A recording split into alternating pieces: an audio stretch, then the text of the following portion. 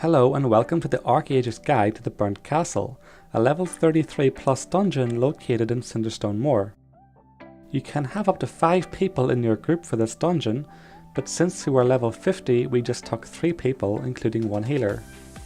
If you are at the appropriate level, then it will probably be best to go with the standard composition of 1 tank, 1 healer and 3 DPS.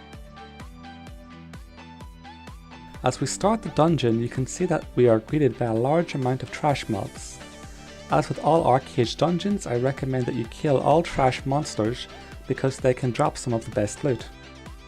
The trash mobs aren't too difficult, the shamans and the warlocks will do the most damage, so try and focus them down first.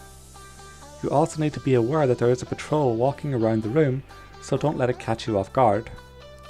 Once you clear the room, you can now set your focus to the first boss, Quartermaster Sorvell. He has 2 primary mechanics. He will drop barrels from above that will land on the floor and roll around in a random direction. After a few seconds they will explode, dealing damage to nearby players. He will often do a rock splitter which will damage the tank and anyone else in melee range and knock them down for a few seconds.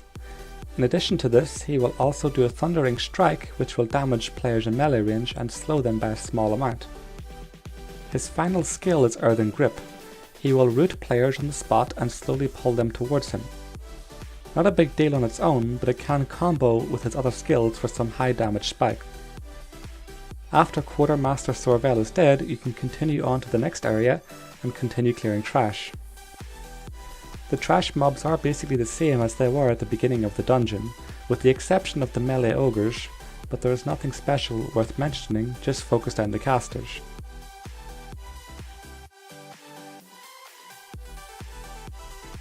The next boss is ironically called Flame Watcher Winters, and he is a bit more difficult than Quartermaster Sorvell.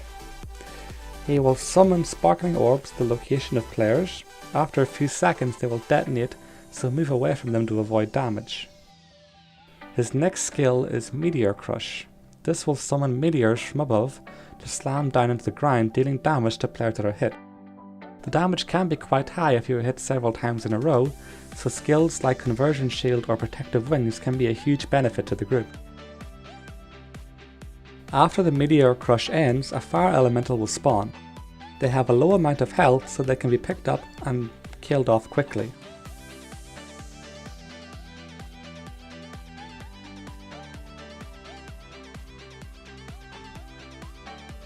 Onwards to the last boss, you will not have any trash to kill. Instead there will be a short cinematic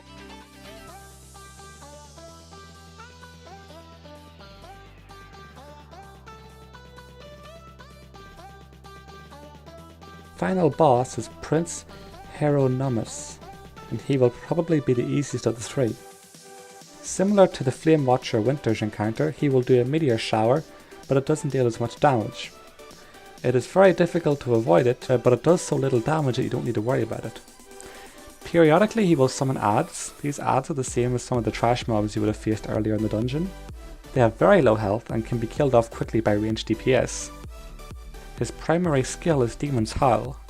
This is a large AoE that will instantly kill anyone that is not inside of the shield that is generated by the soul of Hieronymus' son. When the boss starts to cast Demon's Howl, everyone in the group should rush to the shield to avoid the damage. This concludes the encounter to the Burnt Castle dungeon. I hope you enjoyed this video. Don't forget to like it and subscribe for more in the future. Thank you for watching.